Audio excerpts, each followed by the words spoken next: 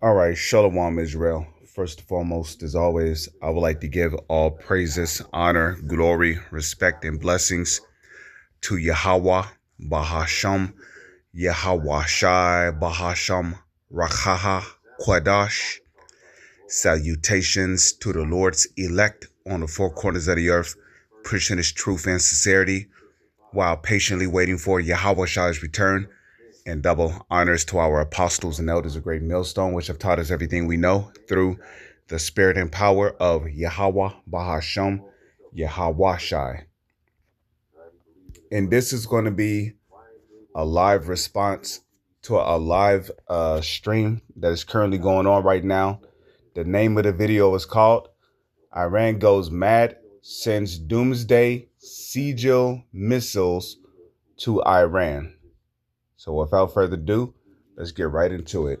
Continued to defend itself. Iranian President Masoud Pezeshkian, speaking on Sunday, described seeking revenge for the killing of Supreme Leader Khamenei as the country's duty and legitimate right. Those are not the words of a government that believes it is losing and is looking for an exit.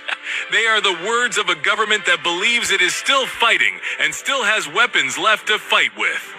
What makes the current situation especially volatile is that Iran is no longer the only front. Hezbollah continued launching rockets and drones from southern Lebanon into northern Israel on Saturday, with Israeli media confirming that the Lebanon front had expanded significantly since the war began in late February. The northern front is now described by analysts as one of the main active arenas of the conflict. Iraqi militia groups aligned with Iran have continued striking U.S. military assets. Houthi forces in Yemen have maintained pressure on Red Sea shipping. The axis of resistance that Iran has spent years assembling is operating simultaneously across multiple fronts, and each of those fronts demands a share of Israel's and America's defensive capacity. The interceptor question looms over all of it. Reports emerged on March 15th that Israel is running critically low on missile interceptors, a development that, if confirmed, would represent a significant strategic vulnerability precisely at the moment Iran has chosen to deploy its most capable and hardest to intercept ballistic missiles. The economics of the exchange have never favored the defending side. Each Sejil missile costs far less to produce than the interceptors required to destroy it. Each wave of 54 missiles is a wave of 54 decisions that Israel's air defense network has to make in real time, under pressure, with a diminishing stock of ammunition. Trump, for his part, stated publicly that U.S. military operations against Iran would continue until all stated objectives were met and set a target of 4 to 5 weeks for the campaign. Day 16 begins tomorrow. The Sejil is now in the war. Hezbollah remains operational. Iran's government says there is no ceasefire on the table. And somewhere in Iran's dispersed network of underground missile cities, the next wave is already being prepared. The question of whether this war is spreading is no longer purely theoretical. It is being answered, wave by wave, in real time.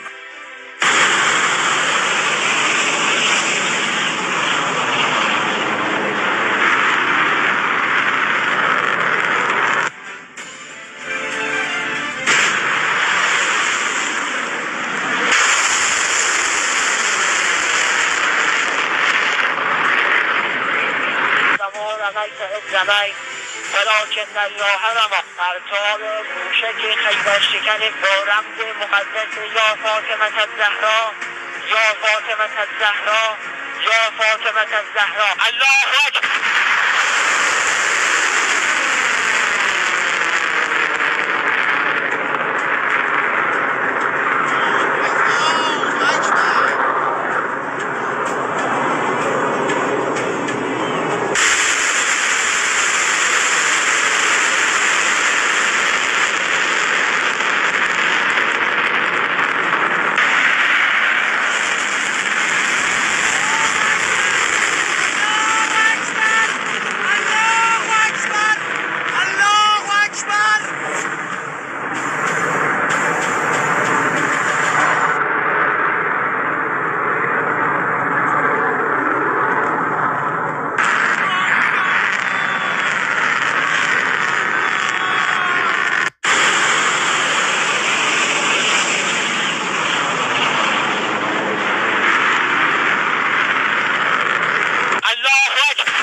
just introduced a weapon into this war that changes the entire equation. On Sunday, March 15th, in what the Islamic Revolutionary Guard Corps called the 54th wave of Operation True Promise 4, Iran fired 54 missiles at Israel in a single barrage, striking what it described as strategic targets across the occupied territories. The strike package included the Khorramshahr missile, equipped with a 2-ton warhead, the Khaybar Shekin, the Qader, and the Ahmad.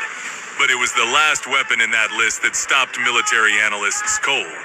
For the first time since this war began, Iran deployed the Sejil, and the moment it did, the calculus of this conflict shifted in a way that nobody in Tel Aviv or Washington was fully prepared for. So, what exactly is the Sejil, and why? My son set up AI trading on my phone, said just watch it for a month. I almost deleted the app 3 times, did it.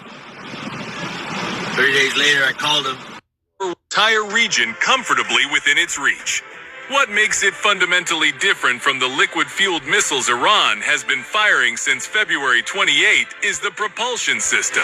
Liquid-fueled missiles require time to load, fuel, and prepare before launch. That preparation window is detectable, giving adversaries a narrow but real opportunity to identify the launch site and strike before the missile leaves the ground. The Sejil requires none of that. Because it runs on solid fuel, it can be stored ready to fire, moved by mobile launcher to any location, and launched with almost no preparation time at all. In a war where Israeli and American forces have been systematically hunting Iranian launch infrastructure from the air, the Sejil is specifically designed to survive that hunt. The IRGC confirmed in its statement that the Sejil was used for the first time in Operation True Promise 4 to target.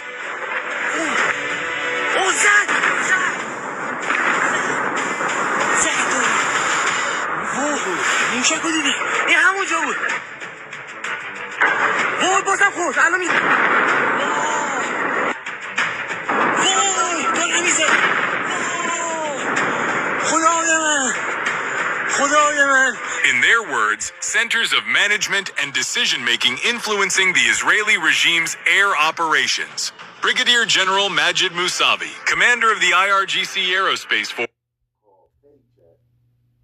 That supposedly interprets, barks, meows, and body language into short English phrases based upon emotional statements. Matthew chapter 24, verse 6.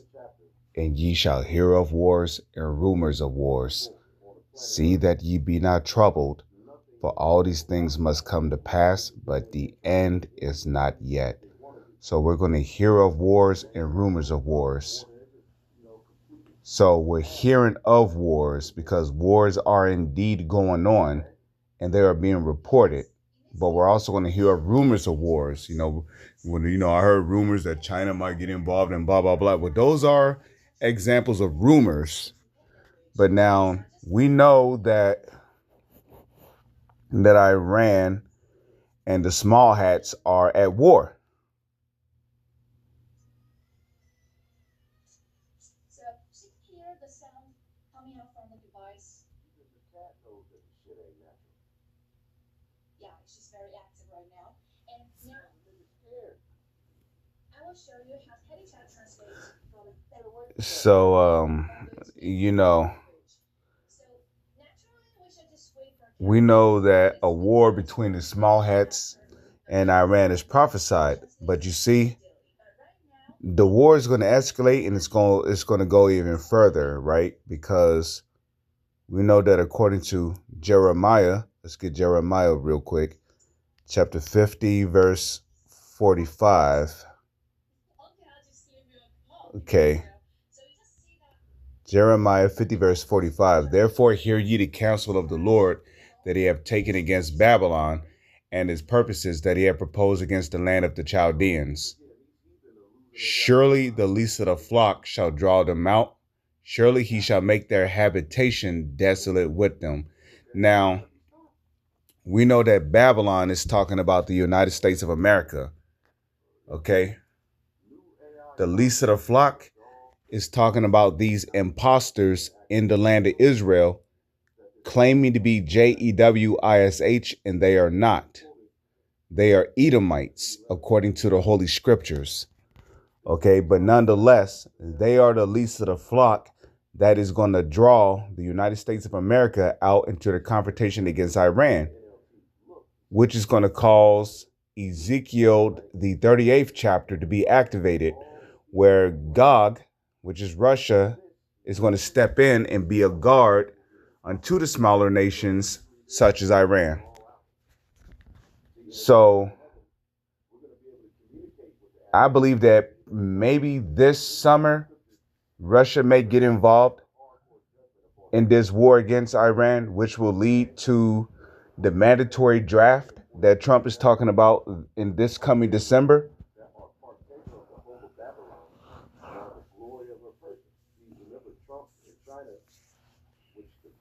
Okay, but we'll just have to wait and see how it all plays out. But nonetheless, okay, it says, surely he shall make their habitation desolate with them. The reason why it says that is because ultimately, during World War III, which we're in World War III, but we know that during World War III, the war is going to escalate into a nuclear war. Okay, it's going to escalate into a nuclear war, which is going to cause Babylon the Great, which is the United States of America, to become the main target, that in the land of Israel to become the main targets of the coming nuclear war, in which these nuclear warheads are going to come from Russia, they're going to come from China, they're going to come from Iran, North Korea, India, and even NATO, because we know that according to Obadiah 1 verse 7, America's allies are going to turn on America and shoot their missiles on its place. And that's also according to Revelation 17 verse 17, where the dragon, which is NATO, shall hate the whore. Space Force confirmed the launch personally on his official X account. Within minutes of the barrage reaching Israeli airspace, air raid sirens sounded in Tel Aviv, Herzliya, and at least 141 other locations across the country simultaneously. Israeli authorities confirmed at least 2 people were injured. And in what has become one of the more striking details to emerge from the strike, an Iranian missile reportedly damaged the residence of a United States consular official in Tel Aviv, with Israeli media reporting that fragments struck a residential building used by the U.S. consul in Israel. This is the 54th wave. Iran has now been launching coordinated missile and drone barrages against Israel and U.S. military assets continuously, wave after wave, for 15 days. But the deployment of the Sejil is not simply another wave in a long series. It is a signal. It tells Israel and the United States that even as their combined air campaign has destroyed more than 60% of Iran's ballistic missile launchers and degraded its conventional launch capacity significantly, Iran has been holding back its most survivable, most mobile, and hardest to preempt weapon systems for this moment. The timing also tells a story. Iran's overall launch rate had collapsed dramatically by day 10 of the conflict, with daily ballistic missile launches falling 92% from the 480 fired on February 28th, down to roughly 40 per day. That collapse was the result of sustained U.S. and Israeli strikes on Iranian missile infrastructure, storage depots, and production facilities. What the Sejil's debut suggests is that Iran's conventional liquid-fueled arsenal was always meant to be the expendable layer. The first wave designed to drain Israeli interceptor stocks and force air defense systems into a continuous state of response, while the solid-fueled, mobile, harder-to-destroy systems were preserved for a later stage of the campaign. That strategy has a broader context that is worth understanding. The Palestine Chronicle reported on Sunday that a senior Iranian security official told Al Mayadeen directly that there is currently no scenario for a ceasefire and no option available to end the war, and that Iran's strategic partners across the axis of resistance would be part of any future agreement. Iranian Foreign Minister Abbas Araghchi echoed that position in comments to CBS, saying the war was initiated by the United States and Israel, and that Iran would continue to defend itself. Iranian President Masoud Pezeshkian, speaking on Sunday, described seeking revenge for the killing of Supreme Leader Khamenei as the country's duty and legitimate right. Those are not the words of a government that believes it is losing and is looking for an exit. They are the words of a government that believes it is still fighting and still has weapons left to fight with. What makes the current situation especially volatile